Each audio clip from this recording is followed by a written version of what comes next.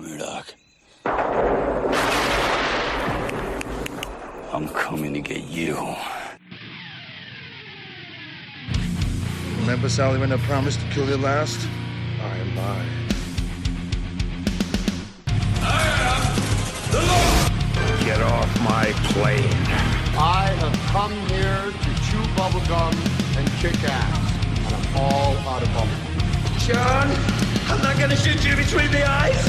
I'm gonna shoot you between the balls. The disease, and I'm the cure. I'm gonna take you to the bank, Senator Trent. There can be only one. Dead or alive, you are coming with me. Yippee-ki-yay. I'm going to kill them all, sir. What's going on, everybody, and welcome to another week of Gimme Back My Action Movies, the podcast, the month of chaos. With me, as always, is Nate. Say hello to the people, Nate. There is chaos afoot. There is chaos afoot, and he just got off the plane a couple of days ago. That is our other co-host, Pete, not Bleat. Pete. Exactly. Pete's always doing this to himself. He really is. He thinks he's 20 still, you know? He's the only person to take a vacation where it sounds like work. It was a wild trip, that's for sure. I got lots of stories, but you know, one of the things I kept thinking about when I was trying to keep up, we got a cell phone plan, so we were able to communicate over in Japan, and I was trying to keep up with the all the talking going on Instagram and stuff, and every time I would send texts or pictures, I'm like, wait, shit, we're 12 hours different. So yeah, it's 1 o'clock in the afternoon and it's like midnight in Ohio. So we're asleep. Y'all are asleep. I'm sure you muted my sorry ass for a while. Like, okay, it's 8 o'clock. Pete's going to start texting us any minute now. No, we would just wake up to presents in the morning. Yeah. And there's all these pictures from Pete. I don't even sleep in the same room as my phone, so I don't give a shit if anything's going off. I keep it in the living room. Sometimes I just have mine on Do Not Disturb. That way I can just be left alone. 90% of the time you're on Do Not Disturb, trying to text Nate real quick. Nothing for hours. Yeah, I don't like to look at my phone. Well, this is week. Lies. This is true. He's looking. He just doesn't want to respond. Dirty. That it is. Like, if I got to respond, I might get roped into a conversation. Yeah, heaven forbid gets roped in a conversation. But this is week number 2 of our month of chaos and the Wheel of Pain. Which I don't know if I should call it Wheel of Pain anymore because so far we're all winning. We started out with Carnosaur, which was an absolute ball. That was so much fun. For a Pete pick, I was terrified, but man, was I happy. It went well. You probably got the best of my picks. Thank God. The Wheel of Pity. That's what it's called. It took pity on us and gave us a good Pete. But my first action pick for this time is going to be Virtuosity, 1995 action movie starring Denzel Washington and a unknown Russel Crowe. Right. They're definitely both of them roles. aren't too big right at this point. Denzel was more, I think, like along some of the dramas or a supporting actor, never an action led movie. This is 1995, so I mean, this is like pure mid-90s goodness. Oh, it is. This is the 90s, the early to mid-90s. This had to have been written in like 93 or something like that, because we could have done this for the month of Neon. Yeah, the concepts of this movie definitely fit a lot of themes that we've done. But before we get into it, I have a reason this was on my list. So we'll hit the trailer first, and then we will jump right into our what our history is with Virtuosity, if any. Ooh.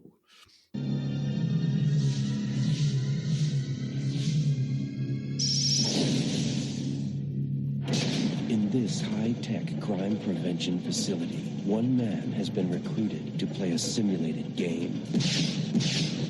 The objective, to hunt down the ultimate virtual reality killer, Sid 6.7. There's only one problem.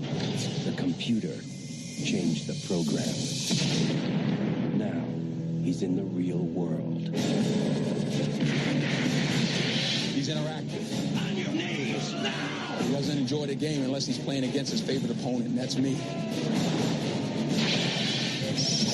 From the director of Lawnmower Man. He's recreating mass murders. So you're saying Sid's a copycat? Sid 6.7 is intent on improving the original. Denzel Washington. Just because I'm carrying around the joy of killing your family inside me doesn't mean we can't be friends. Virtuosity. Game over.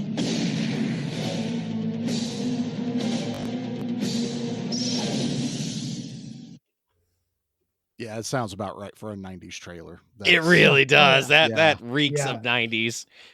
It's pretty wild. You can date trailers just by listening to Yeah. how what music they added, the trailer voice The guy. music, especially what was it? Synth metallic. Yeah. Detective. Yeah, This is Aliens like did just that really well.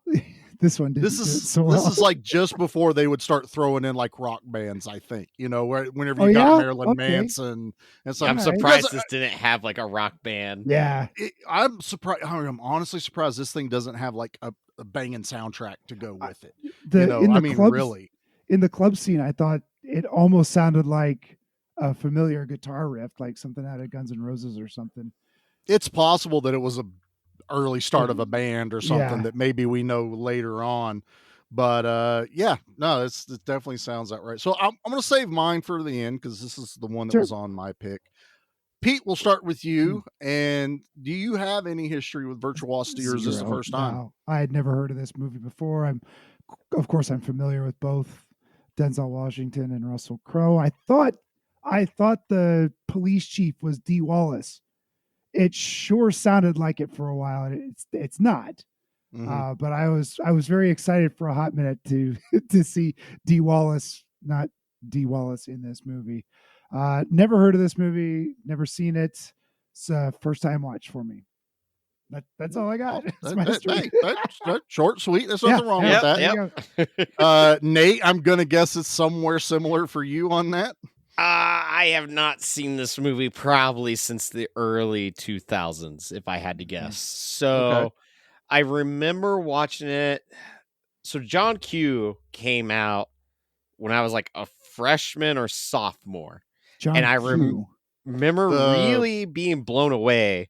Denzel Washington, I think it holds the He holds a hospital hostage to get his kid a heart transplant. Yeah. Oh, And I it's don't a know anything. really It was a good big movie. deal. Yeah. Yeah, he Okay. delivers a powerful Well, performance in it. Denzel Washington And is an A+ actor. That There's was no doubt about it. He's a Hall of Famer. Absolutely. Oh yeah, Absolutely. and you could tell even from this movie, there's more to come from this man. But I remember kind of wanting to learn more about him, so I'd watch like this, I think, on Sci-Fi or USA. I only saw it once, and it was like, oh, okay, this has also got the dude from Gladiator. This must be like his first movie. I never really looked past it. I remember watching like Glory was another one. I never sat through Malcolm X because it's like 4 hours long. Right. Um, right. fair Here come the enough. Titans. Fair Here enough. come the Yeah. Titans. That's not right. Remember the Titans. Remember the Titans. And then Yeah. I saw Training that Day one. as well. Training So this Day, kind yeah. of fell into John Q introduced me to Denzel Washington. Me going, this guy's awesome. I want to see more, and just happened to stumble across this one, and honestly, kind of just forgot it exists. So when it popped up on the Wheel of Pain, my first thought was like, why? Like with Charlie, I was just like, weird. Like I don't remember much action. I remember most of it being VR, but like not like good VR. And so, and that was it. It was just like, all right, these two are in it, and that's all my memory was. So Right. I want to know what Charlie's why'd you his pick story one, with this. Charlie? That way I can kind of go further with now that we have a 2024 Nate's reaction to this. Right. Well, this one has been banging around in my head for a very long time. I don't even remember what made me think of this movie probably a year ago.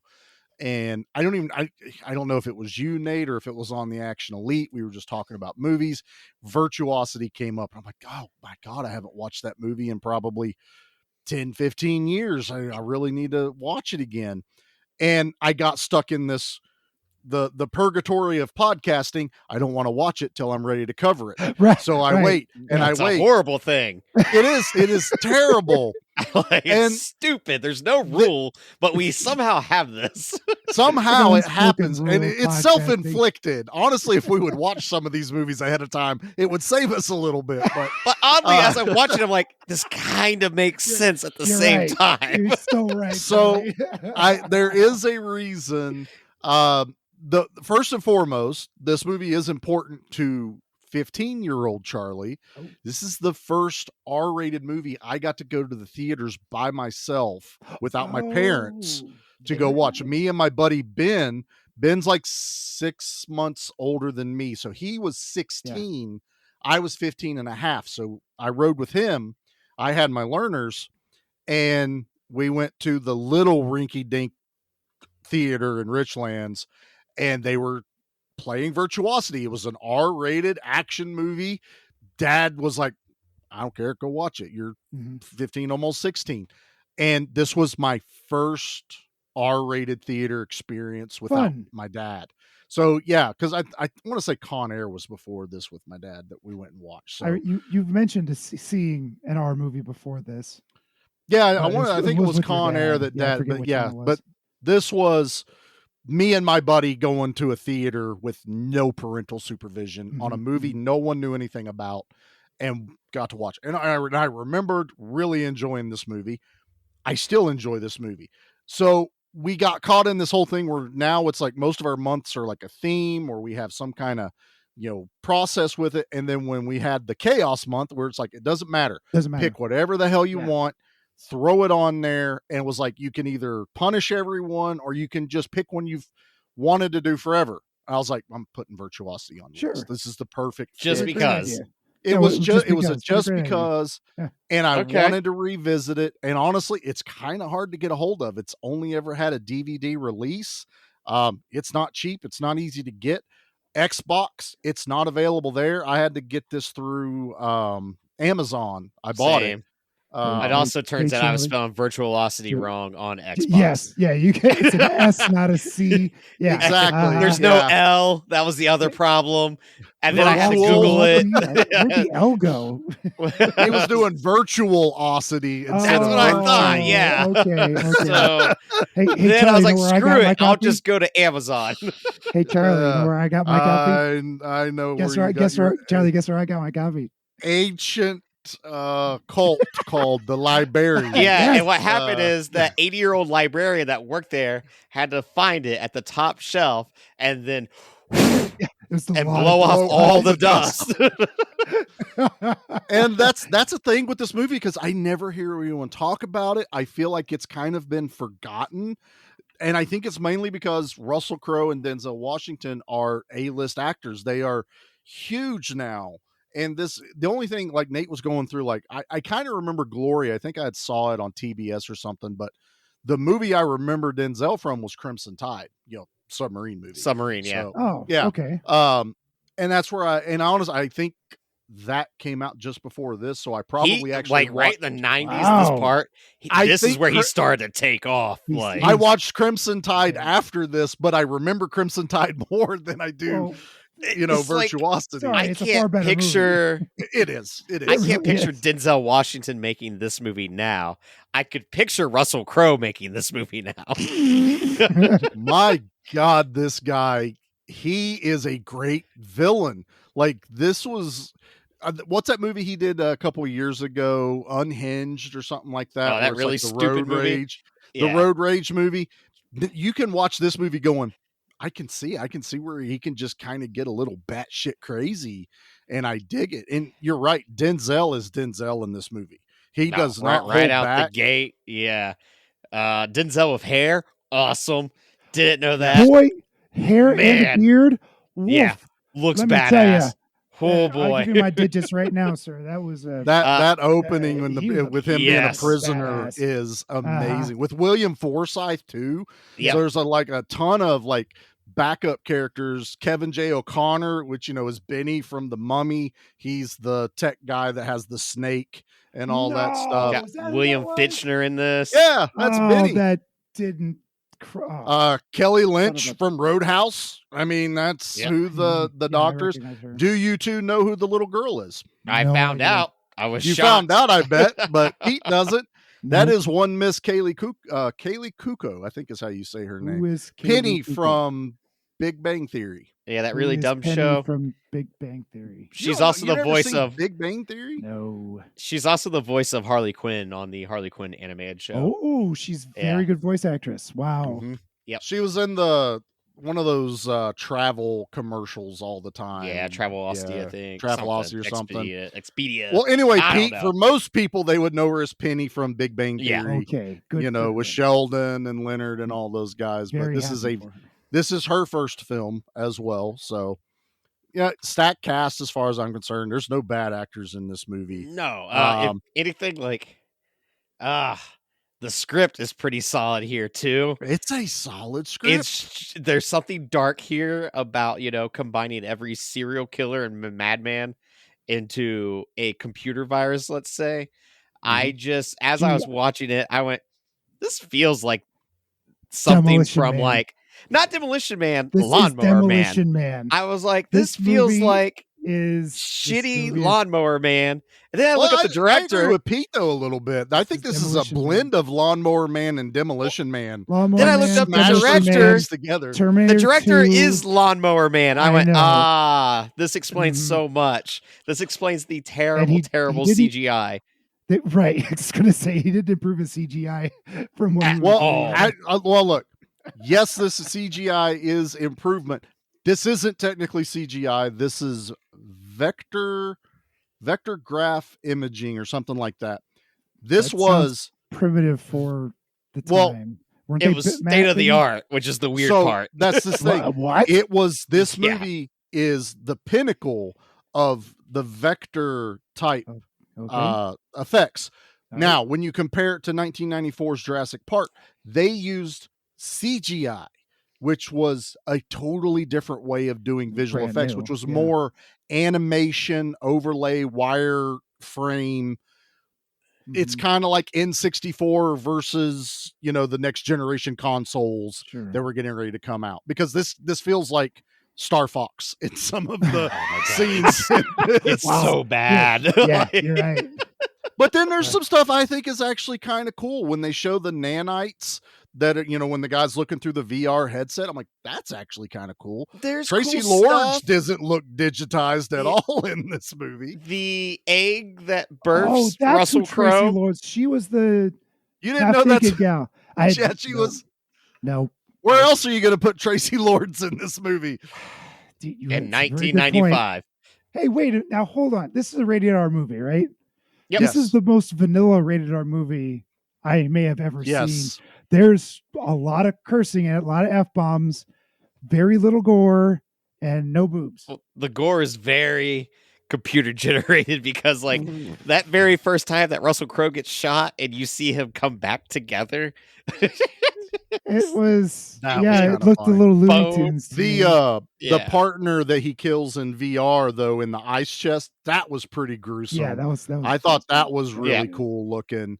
And then when Denzel gets shot in the shoulder and he like stuffs his thumb in there to mess with him, that was cool. But yeah, whenever Sid heals and you see the collarbone and the Uh-huh. other bone come You You together, like, see what they're going for, and you're also like practical effects exist, but also this is the internet, so I get it.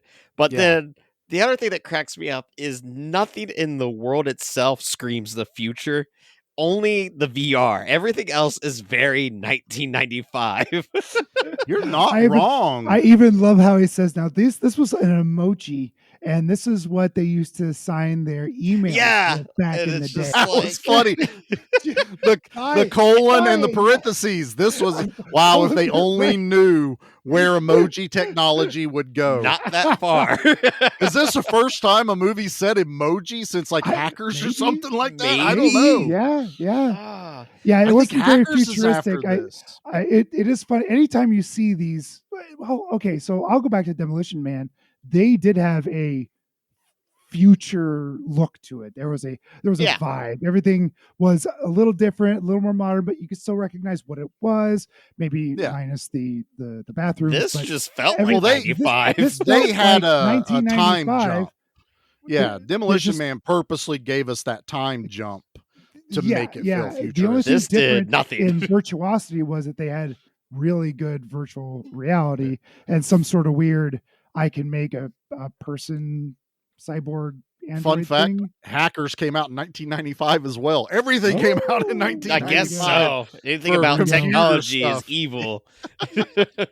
I even like the shoulder held camcorder in the club halfway through the movie. Where they're putting it all up on the screens around the club. That's a little VHS. I loved how that was a great scene with Russell Crowe where he's like seeing himself while he's real, quotation beautiful. marks, he sees himself on screen now, and it's kind of a wild. I like his take on it. He looks like Max Headroom in a way. He has like this perfect hair, and just like there is something very animatronic about him in his performance. The way he did a little herky jerky a lot of times, like he would turn his head as if he was a robot or something, like a little glitch. He wasn't very smooth moving, but he did that on purpose, which I appreciated, just to make him stand out a little bit. He was moving smooth when he reenacted Die Hard 2 when he come out of the cocoon doing that naked ass kata as he stretched out. Did he also reenact Die Hard 1 at the very end? He does. A lot of Die Hard influence in this movie. Like, there's a really strong idea here of how to fight crime and this program that takes over and is just pure evil, even though he's the 6.7 version, but how they show the baby steps of him getting, different serial killers and whatnot. They show the baby graphic and the brain of the serial killers going into the baby. And it's using voice technology to go through the files. So it's like, this is the future. It's like Jarvis voice activated. Yeah. But it's like a police trainer is what they were doing. They were finding the perfect criminal to train cops, and Denzel happens to be a cop who was accused of history with one of the killers. And I do like this concept of this cat and mouse game. I kind of wish the story just didn't have the technology angle in a way, because it could have been just a gritty cop drama. If it didn't, it would have been Shocker, or it would have been a horror story, which is also House 3. You would have had the killer in a different body taunting the cop. That's what Fallen was. That Fallen is another one. Yeah. So a couple years later.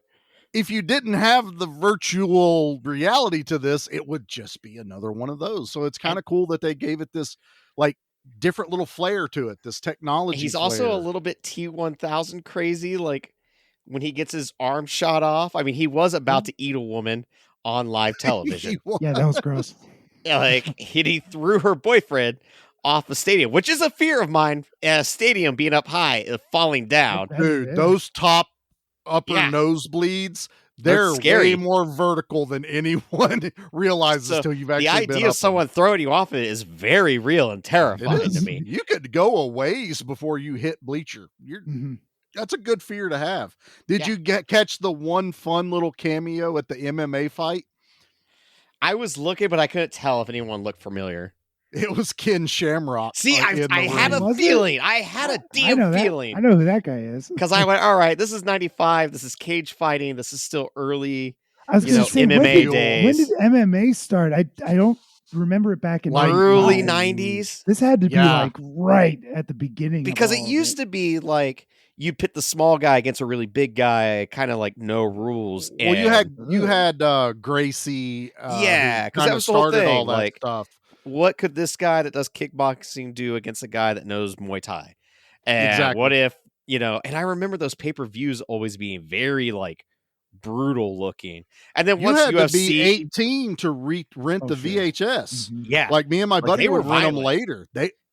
And when They UFC made came you think in, someone would die. That was the whole thing. Like someone could die in this kind fight of like tonight. ECW wrestling was the extreme, like no matter what, you're Yeah. going to see blood, you're going to see barbed wires and light bulbs and people get stabbed. Like, Yeah. before regulations started came in going, well, we need some rules here before someone gets murdered.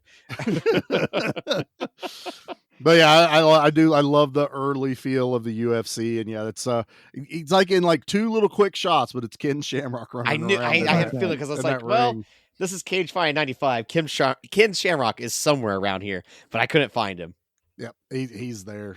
I just going back and remembering all this stuff. Like I said, this is just it oozes 90s. Like that's what this whole movie is. It's not like Pete. You're right. It doesn't feel like future.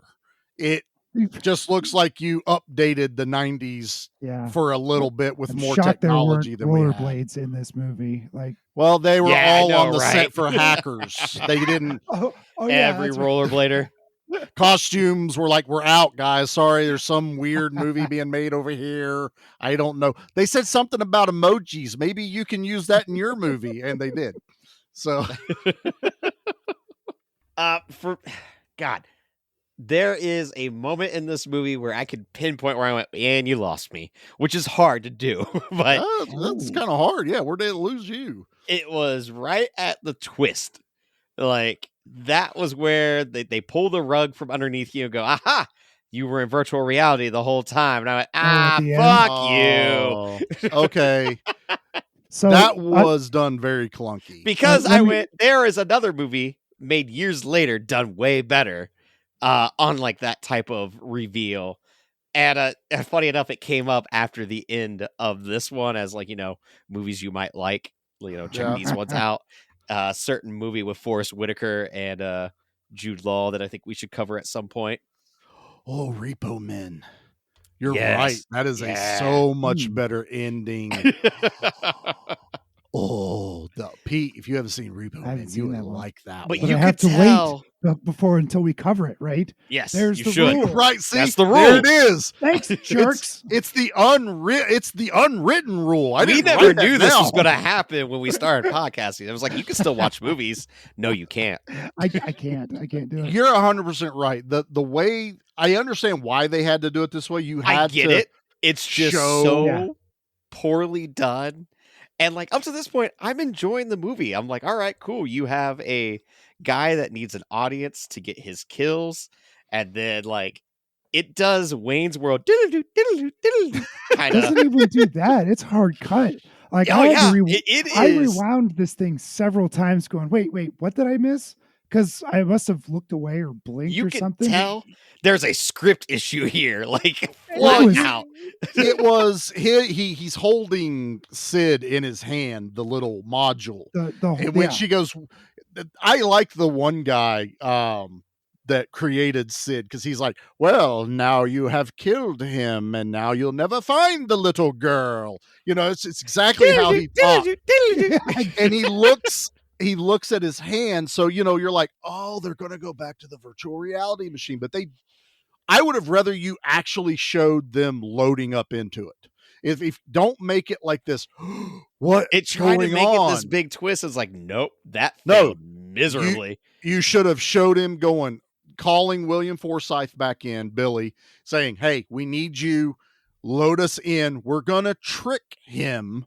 And then, okay, we're all in with you. We get it now. And this is all about tricking Sid, not convincing us that, wait, are we redoing the fight again?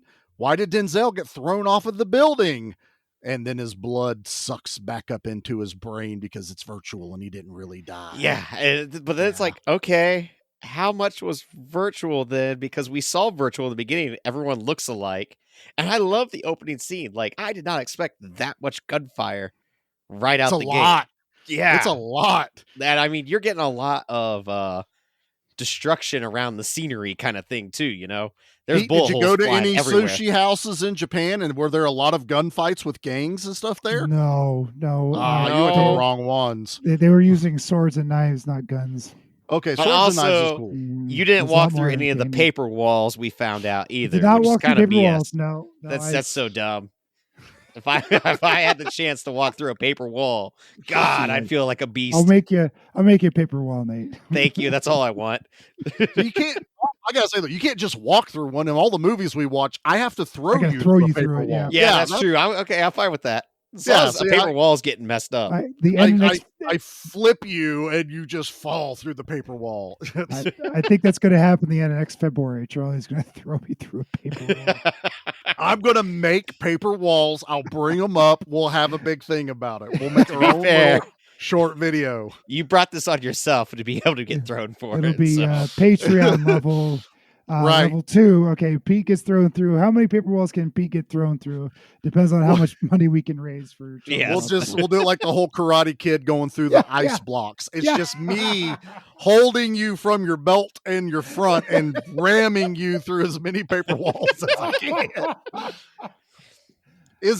Can I say there's a gong at the end of it, or is that a little too touchy for what we're talking about? Could be a gong. Okay, I wanted to make sure we've had some issues in the past. That's the grand finale. Yeah, that's totally allowed. Fantastic. Oh, rent the gong. Pete, you're in a band. We should be able to have a gong somewhere. Yeah, where's the I'm gong surprised player? we don't have. Somebody's got. No, we've got band directors. I'm sure somebody's got a gong in their high school. I'll build the walls. You're in charge of the gong. I'm in charge of the gong. Nate, it's in your backyard, so get all the dog poop cleaned up. Oh, all right. Oh, that ain't never happening. He doesn't mow his lawn, so you can't find it. Haven't mowed yet. What were we talking about? All of a sudden, we're throwing each other through paper walls. This is great. It was the amazing opening scene. Yeah, it was. I really liked. I like how they kind of stood out among the computer generated NPCs. people.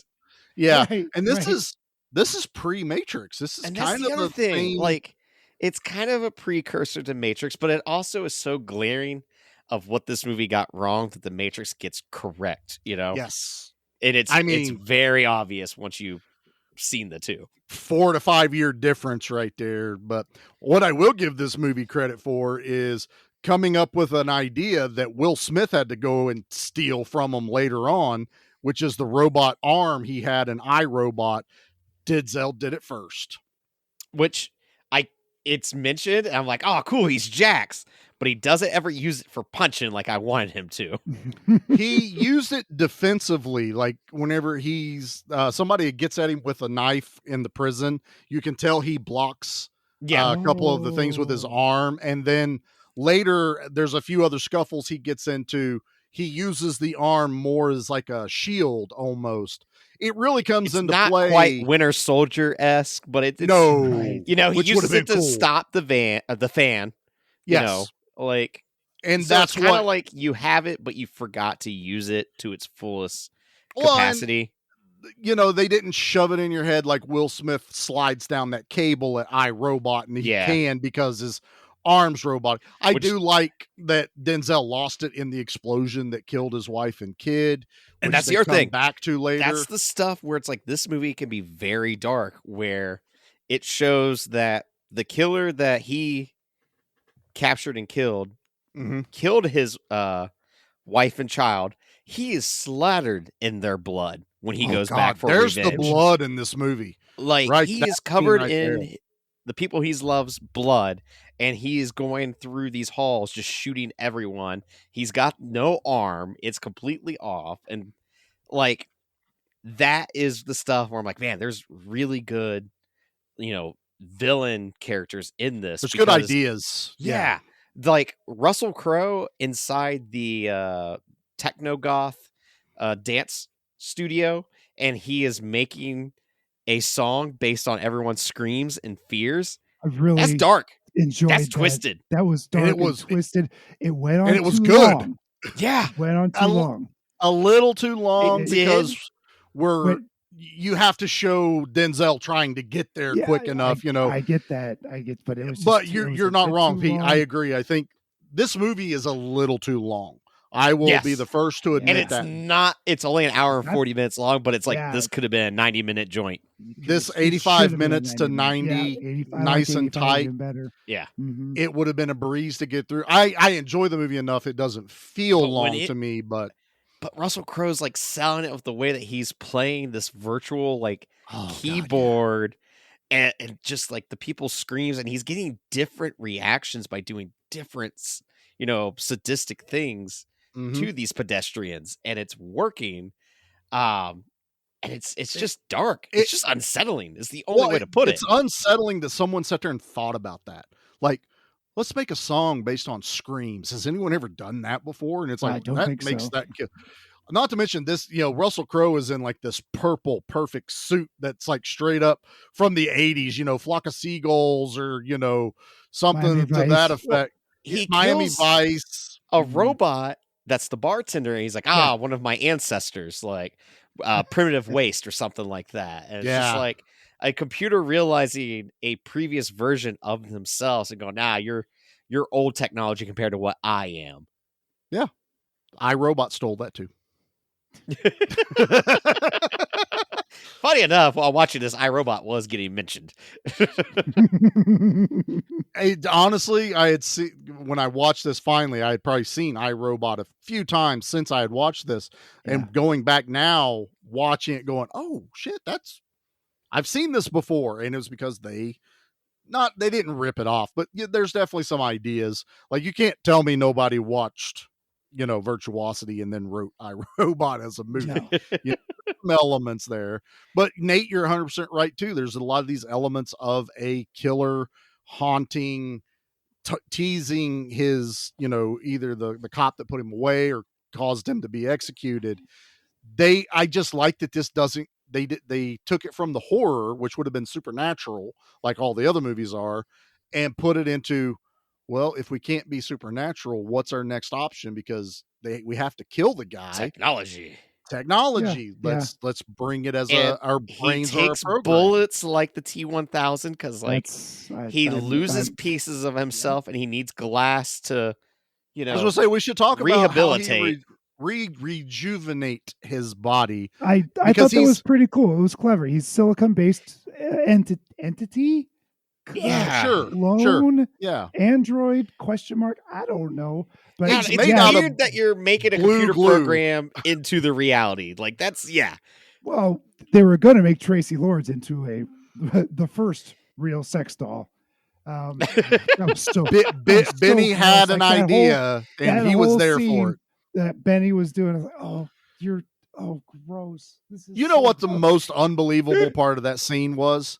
That Benny hadn't thought of that already. That's not why he was building. Exactly. I'm going to call him Benny forever because you're on the wrong side of the river. Right.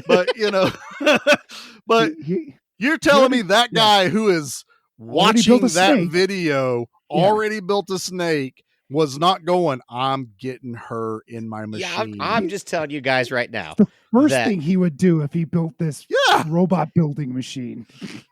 The movie Her with Joaquin Phoenix told this story in a very beautiful way. So you know what? You can shame and shit all over it, but Her was a gorgeous movie. You never saw the movie Her? Where Joaquin Phoenix falls in love with a computer? Oh, buddy. It's great. It's a Spike Jonze movie. I did see Tammy and the T-Rex where Tammy did fall in love with Paul Walker, who was to be fair, was a dinosaur. We all would have fallen in love with Paul Walker as a dinosaur. So inconclusive. It's in conclusion, Paul Walker, good. But I like that even this bad guy, like when he's at the place that has all the TVs, and he keeps changing the channel to he's in the mall. The news talking about him. Best Buy. Yeah. The one guy keeps changing it back to UFC, and he's like, nah, and just keeps turning it back to him. And the guy's like, dude, get the fuck away from me. And he just snaps his neck in public and smiles. Boom. Just as if he's living in a computer simulation for his entire life. There's and he no also has, for it. he has, exactly. Well, he can't die. He also has zero ethics. He has zero anything. He is the perfect serial killer. So it's just like, okay, you're not letting me do menial Thing that task I- of watch yeah. television, I'm going to kill you, so you stop. Not throw him across the room or something. It was, you're dead, you're done. But then honestly, the guy did him a favor, because then he's like, oh, UFC. There's a lot of people there, a lot of people to see me, and get He known. gets the out idea there. of how to get the audience. Now, I do have a question. Sure. Charlie, you would probably know this better than Pete and I. I don't know nothing. At the very beginning, there is a certain gun that Russell Crowe uses. Oh yeah. Have we seen this gun in multiple movies at this point? Oh man, Because Oh, I yeah. feel like Man. that's the gun from I Come in Peace. it is the gun from I Come in Peace, Is it from really? Deep Rising, from Stone Cold. Yeah, that's the other yes. one. That This is the gun gun. Is like a cameo machine in anything from the 90s. It has been in more movies than Al Leong has on our podcast. I can Yes. say that right now. And it is, I used to have the name of it wrote down and hanging on my wall, and it fell off. It was Oh, a no. Coleco M something. It's a real gun. That It just damn doesn't thing popped up. I went, there ain't no way in hell. So if this gun was made virtually, would it be a ColecoVision? It's possible.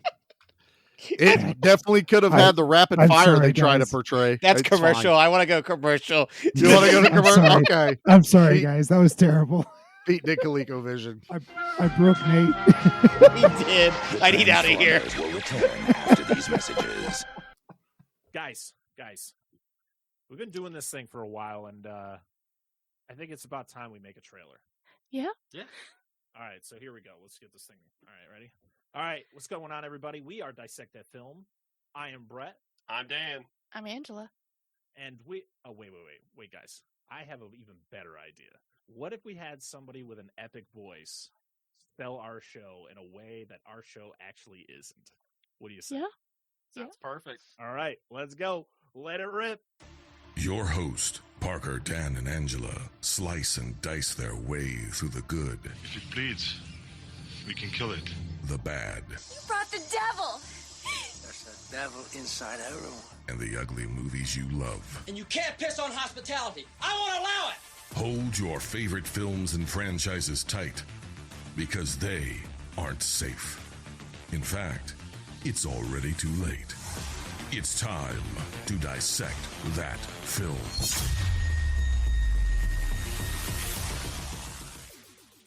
I wish our show is what that guy just said, but you know what? If you want to listen to our awesome show, Dissect That Film, you can listen to us on YouTube and on your favorite podcast apps every single Friday, where we talk about all the wonderful films, good, bad, or ugly, as that epic dude said back there. So until next time, I'm Brett. I'm Dan. I'm Angela. And we'll see you all again next time.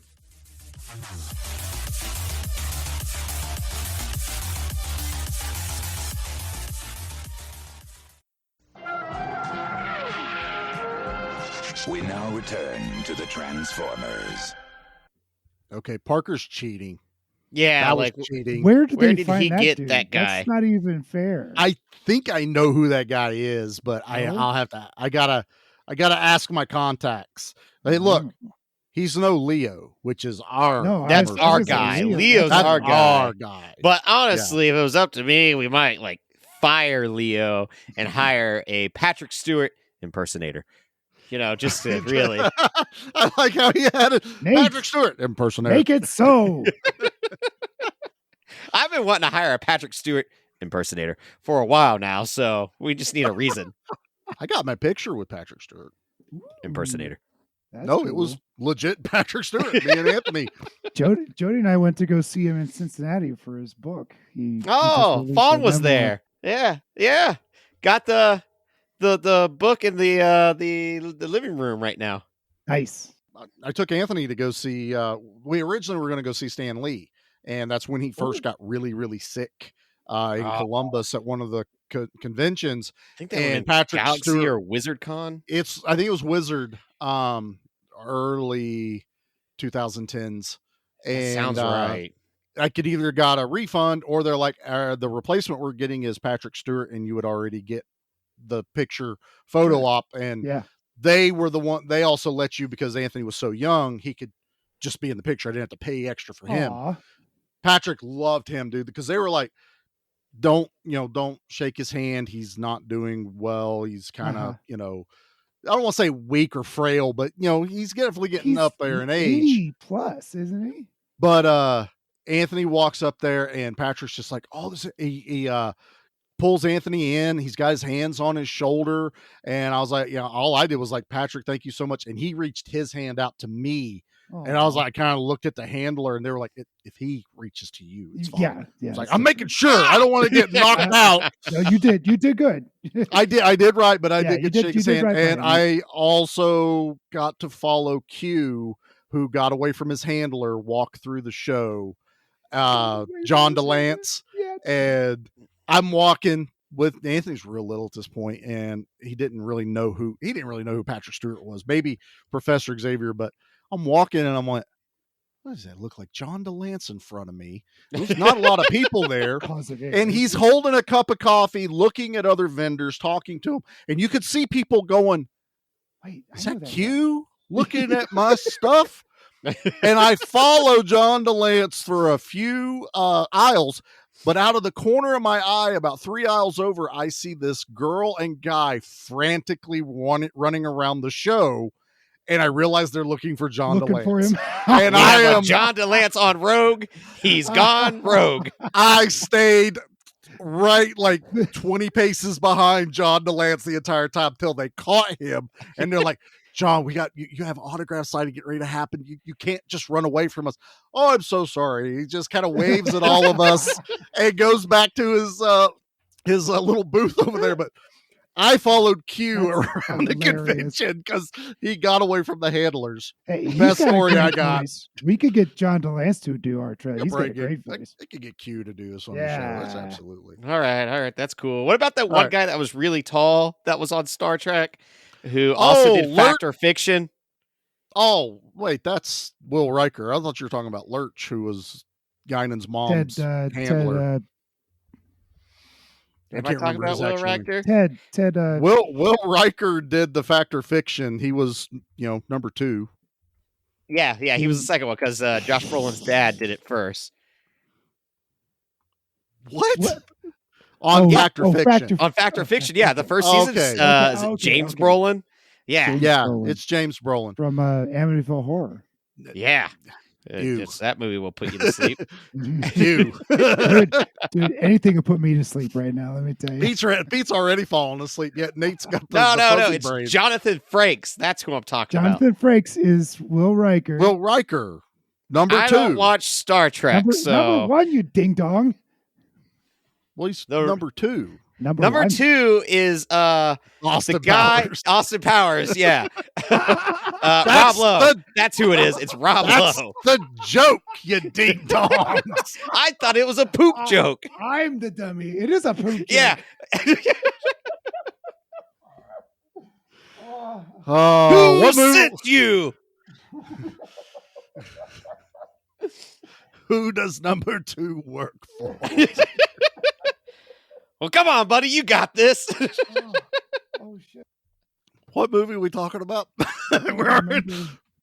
Virtuosity. Denzel Washington wrote. Yeah. This movie also has 3 different endings. You have him defeating Sid 6.7, going back into virtual reality to bring him back, yet still defeat Sid 6.7 and his handler, and you still have to go defuse the bomb and save a young Kaylee Kuko. And he too long. He remembers that because it's the primary personality is I don't even remember the guy's name that killed his family. That's the primary one in Sid. That's why he's fucking with Denzel the entire movie. I love, though, before we get too far, is when they're showing like all of the virtual reality serial killers. John Wayne Gacy had the clown face makeup on in virtual reality. I was like, gee, I wonder which one that is. They got to, program that clown paint. That's amazing. Pogo. They did that in MS Paint. It's just color that in. We'll do the spray paint one. Spray paint and paint bucket. Fill that in. But no, now he's got to go. I did like the bomb diffusing scene. I did enjoy that. I honestly was kind of just checked out at that point. Well, just they 'cause I was killed you so mad twice. yeah. Like, I don't fault whatever. you. I don't fault you for that. I still 100% agree that is a clunky way to go into virtual reality. And like you said, this is the third ending. So at that point, I'm just like, get this on with. Like, you've defeated the guy in the real world. You've defeated the robot, fucking Sid. So like at this point, it's just like you've won. Like, we're not going to end this movie with blowing up everyone, you know? Sid has thought of everything you could think of, but not that you would cut your arm open. I was waiting for fucking Newman to pop up and go,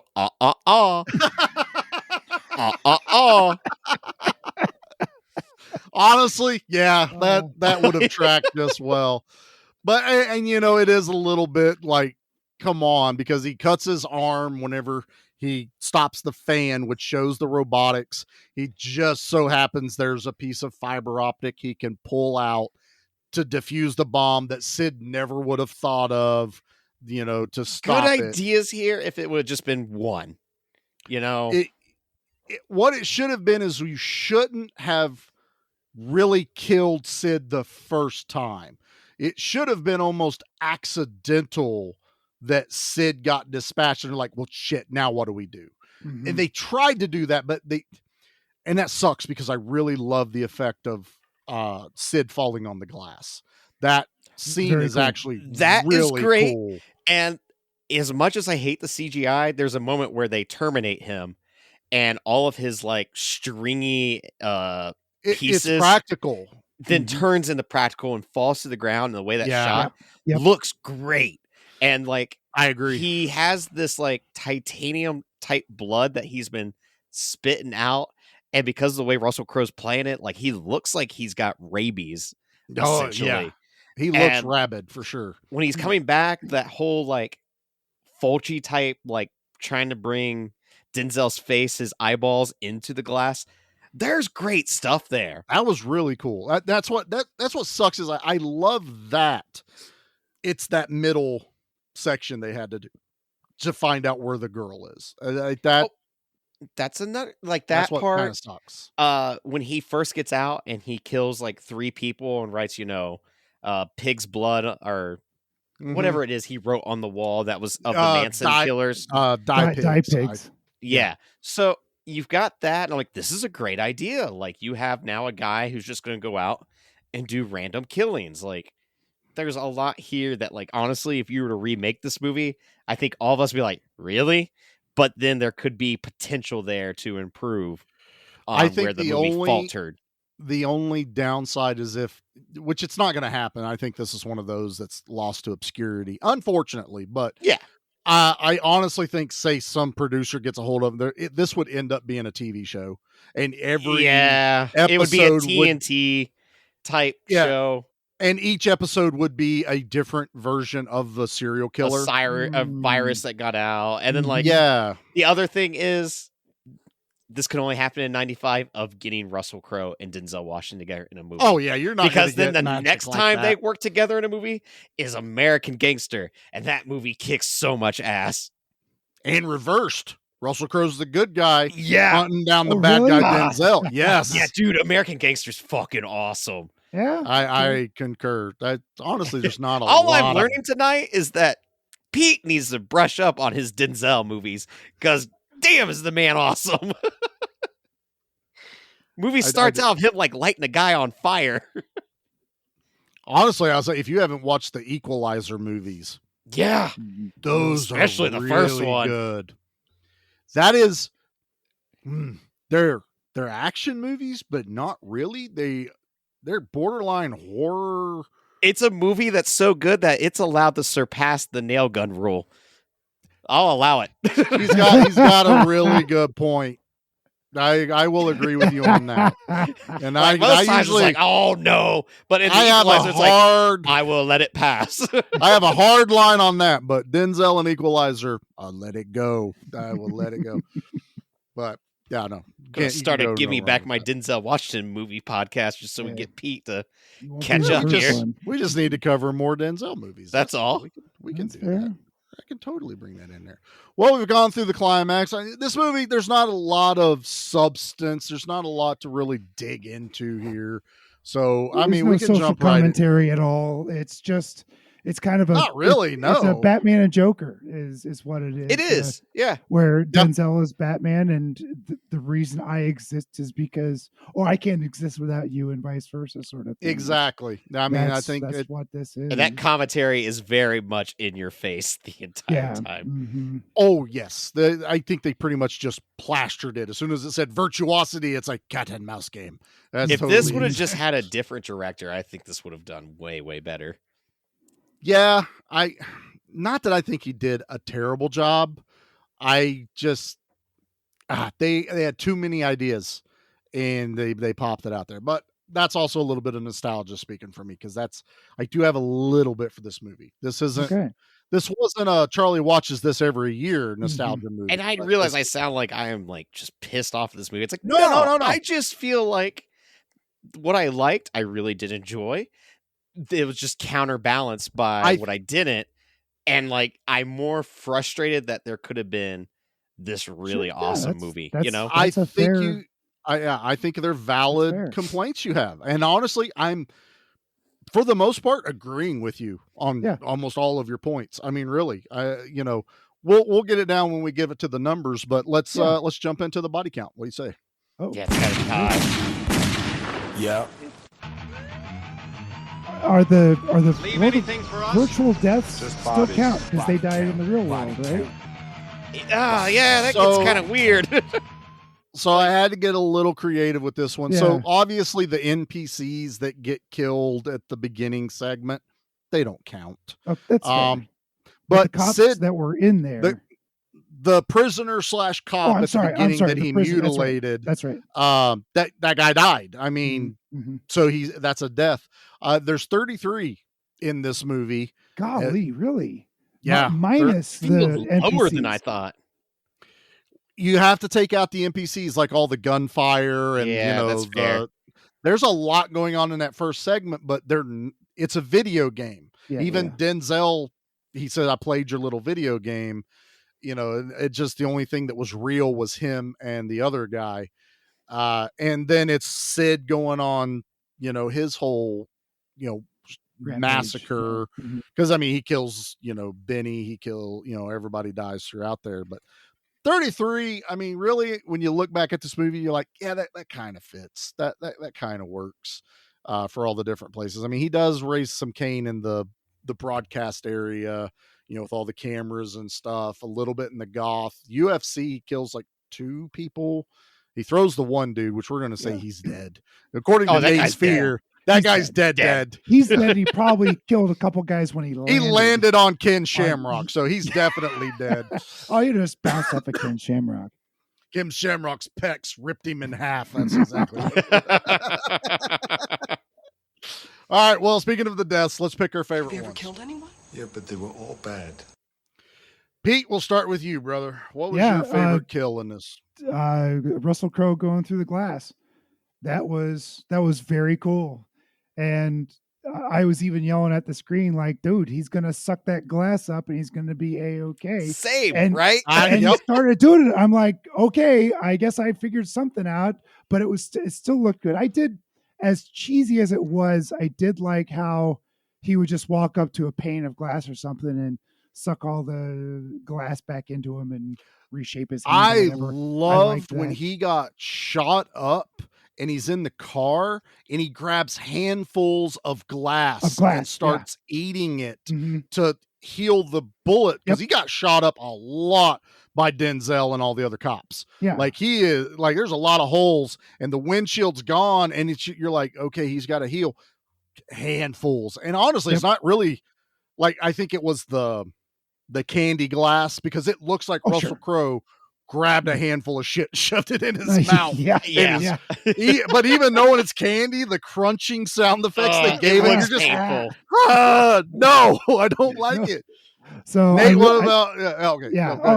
it was very good. And then Of course, Denzel is getting pulled into this giant shard of face glass. first. And then all of a sudden, everything Ugh. stops because Denzel has reached into the back of his head and pulled out. Which that was kind of cool and That gruesome was, too. that was a little gory. That was pretty nice. Yeah, for so- Blue Blood, it was a little gory. Right. Right. So that was mine. Cool. Nate, what about you, Bo? Mine's got an asterisk in it because no one dies. I'm just saying that right now. Oh. Okay. But someone would die if this happened. It's the car chase scene, and Denzel goes, "Hand me my gun," in the back, and he does this badass like spin turn, and then he pulls out this big ass like Spaz 12 shotgun and just starts unloading it into Russell Crowe and like the tanker behind him as the SUV then slams into the police vehicle. Anyone else would have died during that, and it looked awesome. That was peak action scene right there. Yeah, that was the action. It's movie Denzel of this. doing it. And he's just like, "Hand me my gun," and he's still in the driver's seat as he's shooting. And it's just like, hold the steering wheel. It was badass. No, I'll give you that. If not, it's the dude who dies via my fear, but anyone else would have not survived that. Fair. But I'm right there with Pete. I think when Russell Crowe gets tossed onto the glass, I remember sitting in that theater going, wait, it's glass. Mm-hmm. Like he's going to heal himself, but he's in 1,000 pieces. And it's like Nate was making the correlation earlier. It's very T-1000-esque kind of, death for him, where he's like not liquid metal, but he's just sliced up. And then he starts absorbing that glass and pulling Denzel. Like, and you see it. It's really cool shot of Denzel's face getting closer and closer. Yeah. And then just when they did practical, damn it was good, because that's a dummy head that he shoves his whole fist in. It's awesome. Grabs that module out and all of the, like, I don't know what that shit was they were using. It looks like epoxy I pour when I do the metal glitter in it, but that hardens. This is like what's inside of a Stretch Armstrong, but blue, and he pulled it out. But to me, that's got to be the kill in this. And is it a kill? Yes. As far as I'm concerned, it's a kill in this movie. So cool. All good picks. Let's see how we really feel about this movie.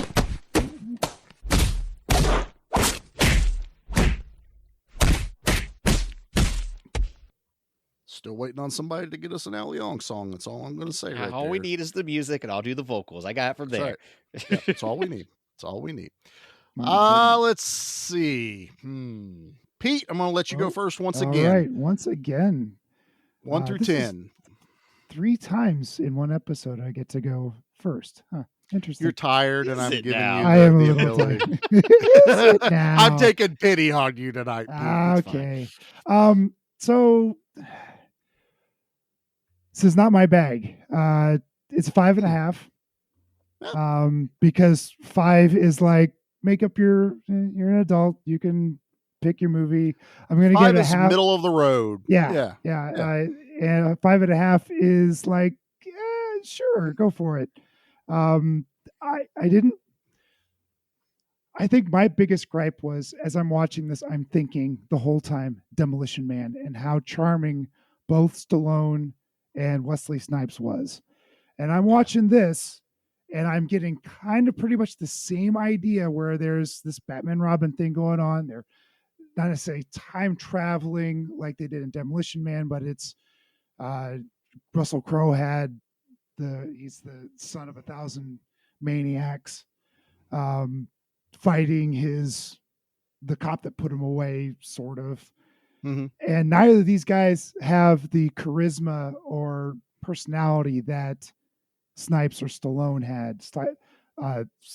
There was humor in Demolition Man. There was they really leaned into the ridiculous action, where I thought, I mean, don't get me wrong, it was acted well, but Denzel is acting Denzel, very serious, very, very Liam Neeson. I don't smile, I don't laugh, I don't make jokes. And then Russell Crowe, God, he was trying to be the Joker. He was trying to be Jack Nicholson, trying to have that crazy look in his eyes. And maybe he was just real young and still cutting his teeth on his career. He didn't pull it off for me. He Hmm. just was kind of like, he felt forced, and I didn't like either of their characters, so it was hard for me to like the movie. So 5.5. There you go. There went my streak, Nate. I know. I know. But I know. this is what happens when you bring chaos into the mix. It does, but this is bittersweet. That I was on a streak of Yeah, Pete you had- liking action movies Yep. since like last fall. Like You had a bunch. Executive Decision was Yeah. the start of the streak when Pete's like, no, actually, because we thought you were gonna hate that movie. He's I like, kinda- I actually like this. I Yeah. kind of did, but I also kind of liked it. It was weird. Exactly. So you're not at all wrong about what you've just said. Still just kind of breaks my heart a little bit, but only because Well, the streak has been broken. So we can start that's- over. How many days did Pete Yeah, like a Joe movie? wipe the board. It's 0 They now. still Yeah. likes an action movie. I have to get that out there. And I know it's not going to probably be the next action movie if it's the one that gets picked by me. So we'll have to see. Maybe if it's the Pete action movie, we'll find out. Everyone will find out. Remember, we are playing our videos right before the episodes come out a day or two ahead, so you find out what chaos we were doing. So, Nate, what about you, bud? What are you rating this bad boy? I'm just slightly higher than Pete. I'm at a 6, only because of like some of the Ooh. stuff that it upset me with. But Oh, The triple that's too kill. long, too. I forgot about that. yeah, like I It's too don't long. know if I would watch this again or not, because like No. I don't picture I don't have cable, so this isn't one of those like, there's nothing else on like back in the day. I'll just leave it Yeah. on Virtuosity. This would have to mean I would actively have to click on it, and I Mhm. just don't Mhm. see myself doing it. I'm glad to revisit it though, because it is one of those like, yeah, that does I didn't regret exist. watching this movie. I Yeah, just like didn't I'm at not. the- I'm always gonna watch a Denzel movie and Russell Crowe. Now, Mhm. This I is do this think is probably like a 5 to 10 year for you. Like I haven't could watched see that in like 10 to forever. 15 years from now going, Yeah. did I like that? Oh yeah, we did cover that. I'm not gonna listen to the episode. Damn it, I've been duped again. I did it to myself again. Ah. Damn it. All of a sudden, we get the 4K, 12K redo Yeah, at that of point, it's the Virtuosity. 16.5K, the 6.7K or something. And I'm Ti- like, titanium book instead It's of the- steel book. It's the Virtual Boy edition that actually puts you into the movie somehow. Okay, hold on now. I might be in for that one. You're right the there. lawnmower man. It does crack me no. up too that like I want more of the scenes of them in the machine because it's so damn funny to see their little legs dangling and they're like Arms and running legs flopping. and their arms they're like little babies hooked up to this machine, just like moving and wiggling their bodies. And Yeah. I'm like, the Assassin's Creed movie was not good because of all the VR stuff, but Right. all the stuff in the Assassin's Creed movie where they're actually like being assassins was fucking awesome. It was one of those movies that was like, damn it, you really messed this up because you had a really good movie here. But that's also the video game's fault for having such a stupid storyline. Yeah. Yeah. So I'm stuck with a 6. I do say, if we do another Russell Crowe movie, maybe The Gladiator, maybe The Nice Guys. I don't know if The Nice Guys counts as action, but I bet we could make an I bet we could, argument for finagle it. There's guns. There's some action. It's got and Ryan more Gosling. I feel like that should be a rule in itself that we're allowed to do it. that Ken is in it. So Yeah, that Ken's in it. I'm just Ken. All right, so I guess that leaves me. We're all just Kens. We're all just kids. We're all just kids. You're up, Charlie. Guys, I'm going to make y'all not feel bad. I've had a number in my head, and it's a 6.5. Oh, okay. There we go. This is. I almost want to say nostalgia is a hell of a drug, but it's not like I hated this movie watching it again. I enjoyed it. I did buy it because I can't find it. It's not in my collection, so I bought the digital version of it, sub $10. So I was like, I have it. If I ever get the inkling to go, I want to watch this movie. I may watch it before you guys do as far as timeline goes, but it's not. Again, this was never in my regular rotation. I hadn't seen it in like 10 to 15 years. It was just this picture of a movie in my head going, I remember liking it. I do still like this, but there are issues with it. It is a product of its time. There are far better movies. But I think this was a perfect pick for Month of Chaos. This was one where I could just blah, it's like a brain dump of this movie, and it's like, okay, I'm glad I watched it. I'm glad it fell in this month, Yeah. I'm glad you guys got to see it, and it's not like this was a 2, or negative thirst.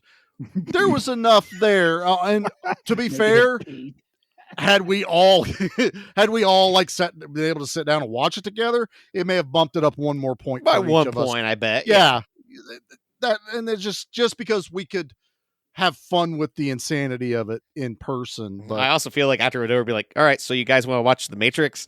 Like that probably would have happened. It'd be like, yeah, all right. I'd be like, let's do that, and then let's watch iRobot. Let's really see what everyone stole from Virtuosity.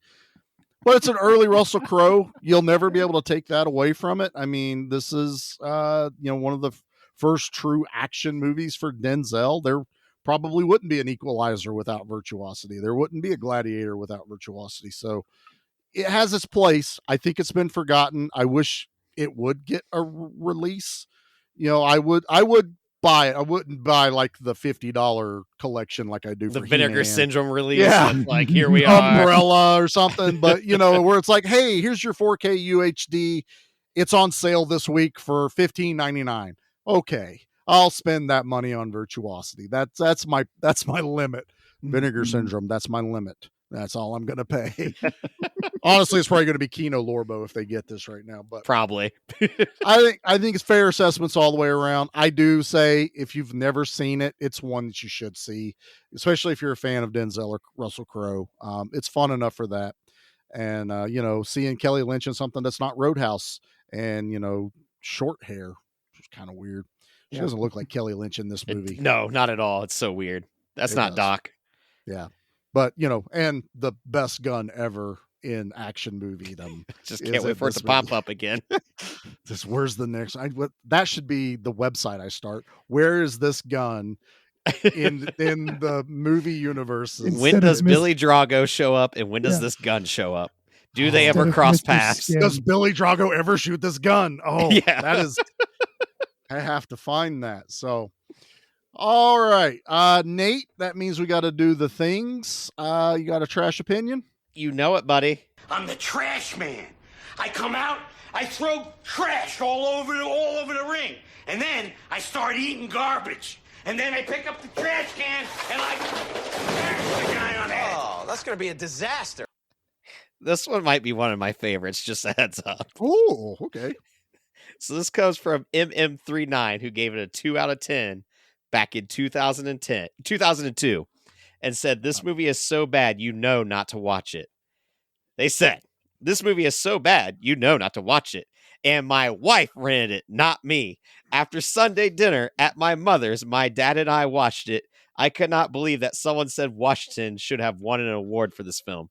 A stupid story. How could this guy come to life? This is like the holodeck in Star Trek. Why did they keep using a dangerous device? The best part of the movie was the credits. I thought it would never end. 2 out of 10. I just love that the guy instantly blamed his wife. Totally threw her under the yeah, bus. I didn't rent it. She ran it, not me. I have said that in my house before, that Jackie picked this, not me. Little movie called Open Water. It will never let that die. This guy, the internet didn't care that his wife rented it. They didn't need to know that he needed defended why he watched this. And it's like, so bad you should have known better. Like, I'm not gonna know if it's a bad movie until I watch it. Yeah, exactly. 15-year-old Charlie went, this movie looks amazing, and I'm going. And that's what I did. They're at their parents and then watched it. Watch it with your father-in-law. That's a bonding moment right there. I like that. Yeah, jeez. Okay, we've had way worse than that on the show. So we'll give him that one. I'm not mad at this guy. Pete's like, I actually agree with some points there. Pete can say, I didn't pick this, Charlie did. So he's always got that going for you. All right, boys. Well, that is our second week of the month of chaos. This is where we would usually tell you what movies come up next, but we don't even know what's We coming have up to find next. out. Yeah, with you. It So- will be a horror pick. So that's as much as I can tell you. It could be any of us. Again, the possibility of Pete having he's already got one. It could be the whammy. Right. Footloose. Could be. Pete and I are on the board. I wonder if can we skunk Nate, Pete? I'll be so pissed. Do that? If my idea backfires on me and I don't get anything, I was so mad. That's right. This is all Nate's idea. Just want to get that out there. But if you want to see those videos, we are sharing them out mainly on Instagram. I think they're ending up on Facebook on our podcast page because it auto shares over there. But that's the easiest place to put it. That's honestly where we've got the most amount of people. Speaking of which, gentlemen, Pete, while you were in Japan, I heard our Instagram on the action side got 1,000 followers, and I totally didn't have to bribe people to follow at all. I bribed people. It's totally fine. You bribed them with the least expensive gift I think anyone could have been bribed with. Well, you got busted. It's a Shout Factory movie. So, okay. I'm sorry. It's 4 movies, Nate. He is Not sponsored by one. Shout Factory because he did watch the Shout Factory version. So, this is fair. I bought 2 versions and I still didn't crack $20 on this. You guys are getting prime real estate here. Still works, man. Still Congratulations, winners. Really enjoy that. Know who you are. Let's see what else we got going on. I got story time. Can I have a story time? Yeah. Yes, you can have story time. We'll do the other stuff after. So, Nate, you have story time. Well, Pete was in Japan. Yeah. I went to a little Horror Hound weekend convention. That's right. And I got to meet 2/3 of the podcast Cinema Slab. I got to meet Anna and Hannah. Yes. Yes. That's amazing. It was great. It was lovely to be able to walk the con floor with them for a bit. And we had prepared blood bags with mixed drinks and Jello shots in syringes. And so I was like, you guys are going to come to the after party, right? We got all this alcohol. I have a backpack filled with alcohol. So you fast forward a little bit, and I had a little pre-party in the hotel before going to the after party. Oh, Nate, Fawn and I walked down to the parking lot. Bad idea. And I went, you know that scene in The Hangover at the very beginning where Stu, I think it is, makes the call and goes, "We fucked up." I was like, that's me right now. I was like, oh no, I fucked up. So then we get to the after party and I am already done for pretty bad. And I have not found where Anna and Hannah are, but we find our way into this big ballroom where they are going to have bands playing. But before this happens, I get caught for having alcohol because I just have a beer and I'm drinking it and walking by. And this guy in normal street clothes, he stops me. I'm like, what the hell? And he goes, yeah, no alcohol past this point. And I was like, weird, whatever. So like try to finish a drink, throw it away, go and sit down. And they text me, we're in the big ballroom. Where are y'all at? So I say, sitting down in the far right corner. In the fart right corner. Yes. Then I realize, because I'm drunk, I have accidentally said fart right. I will just correct myself real quick and try to squeeze past that. And then just put far laugh emoji. And now at this point, a couple minutes go by and Fawn goes, where'd you tell they were at? I was like, well, we're in the far right corner. And they're like, dumbass, we enter the room. We're in the far left corner because of where the door's at. And I went, I'm going to correct this. So then I text them far left. Directions are hard. And nothing. Eventually they come around and they do find us because I had realized we were in the far left. And then we start to bring out the alcohol bags, the body bags. And I swear, because now I'm getting paranoid because I have all this alcohol on me, that there is nothing but you ever play the Hitman game and it's Agent 47? But I thought all the security guards were somehow after us. Oh. So we start to, distribute to our little table. And then I start to have a panic attack going, we've messed up. Because we had non-alcoholic ones for Anna's kid as well. For any kid. We're like, we labeled those ones with silver tape. And I was like, oh God, there's a person behind us. They have a walkie-talkie. And I was like, they're going to think we gave alcohol to a child. Oh God, what if one of these people that we gave a Jello shot happens to die tonight? And they're like, what was in their system? And they link it back to us. So I was like, we got to go. So I didn't even say goodbye to them. I just left. You just left. You didn't even say, oh, Nate. No, we left and we DoorDash pizza. It was bad. It was a bad night, fellas. Oh. Nothing in that entire conversation surprised me. Exactly. And I'm glad that Anna and Hannah got a pure Nate moment. That is the purest of Nate moments right there. Paranoid drunk Nate is a thing. I've never seen Nate drunk. I know. It's weird. Really? You guys... I've never seen him drunk. He doesn't drink in front of me. Yeah. I usually have like one or two around Pete. That's it. I've seen that. That's all right. When I was perfectly sober, I also got to meet Barbara Crampton over the weekend.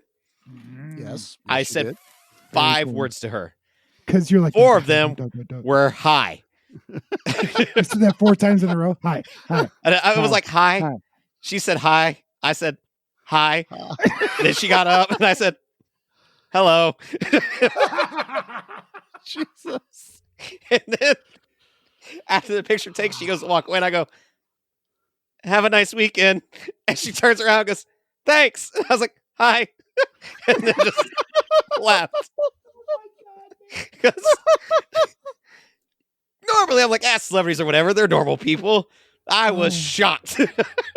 She's sitting there going, I'm so glad they got him out today. It's nice for them to get fresh Basically, air once in a while. I'm never coming back to Cincinnati, Ohio ever again. Oh my God.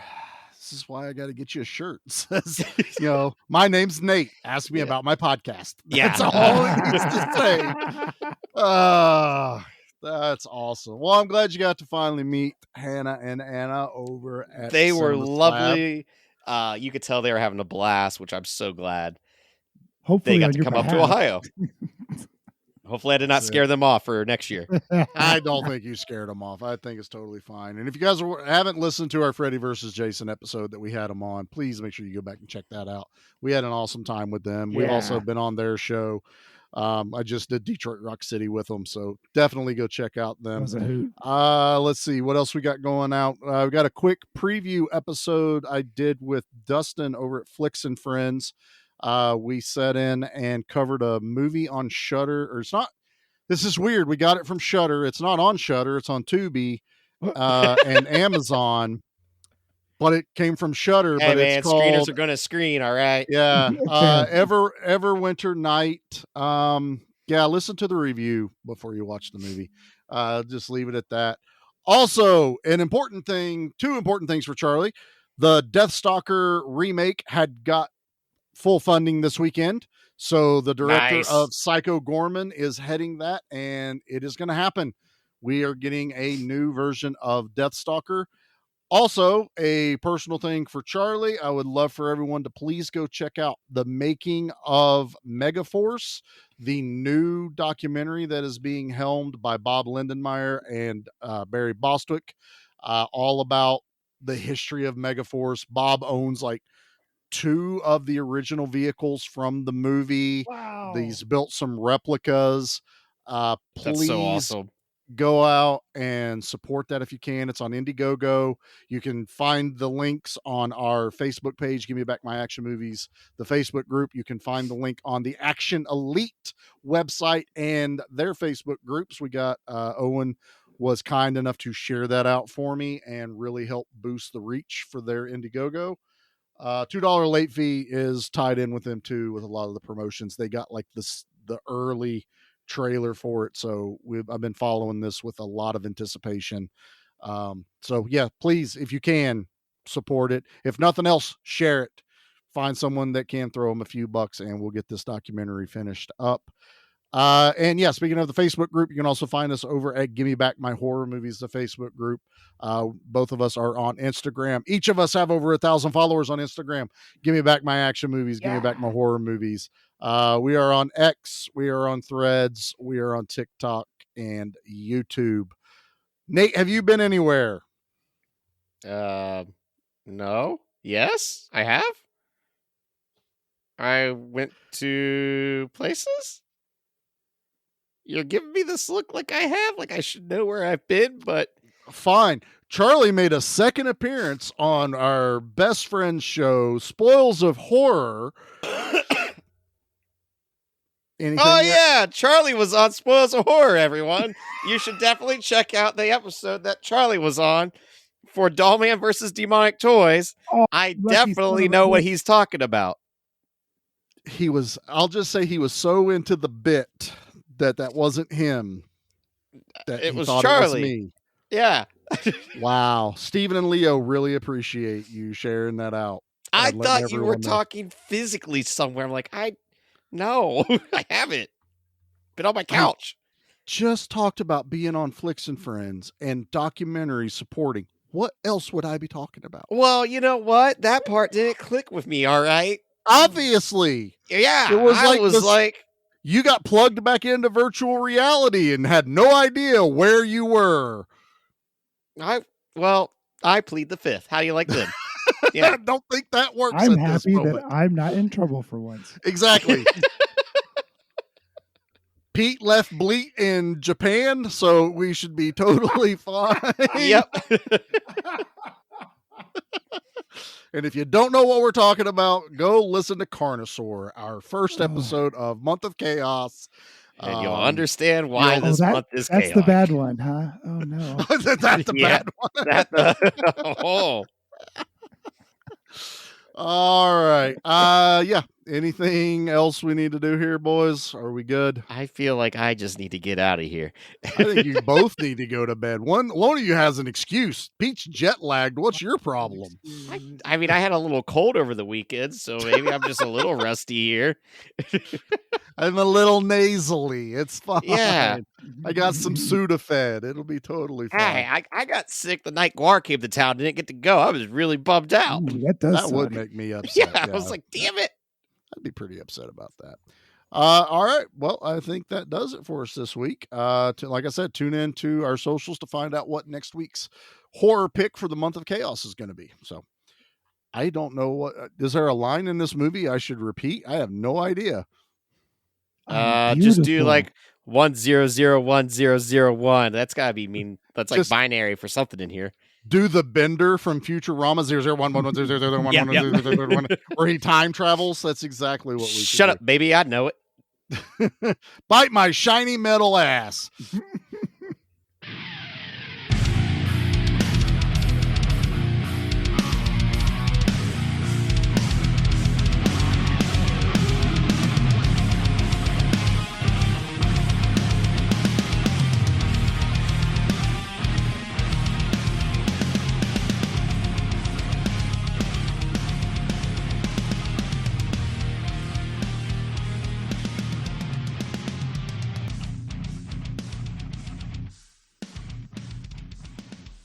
I think we're good, guys. That felt so seamless. They're not going to realize we took 2 weeks off to record at all, and like that we didn't pad 20 minutes of this episode. Totally didn't pad anything. Because if not, this episode probably would have been an hour long. Pete watched this movie 3 weeks ago. Like totally. I watched it today when I got home. So you did watch it twice. We made him watch it twice. Yeah. Success. Well, he said he wouldn't. I did watch it 3 weeks ago, and I'm like, that's what I'm saying. Watch it again. So, or I would not have remembered any of it. That's okay. I don't think they're on to us. I don't totally think. Yeah, fine. we're professionals. We got this. We're good.